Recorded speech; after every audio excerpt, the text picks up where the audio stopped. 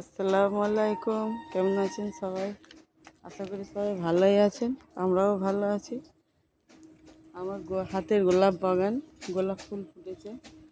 এটা হোয়াইট গোলাপ, এইটা গোলাপ গাছ, এটা বেল ফুল, এইটা গোলাপ গাছ।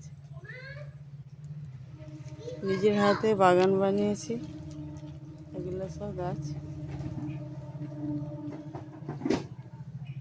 ফুল ফুটছে, প্রচুর বৃষ্টি হচ্ছে। প্রচুর বৃষ্টির মধ্যেও আমার গাছগুলো বেঁচে আছে, ভালো আছে। দেখুন, এখানে একটা গাছ আছে, এখানে গাছ আছে।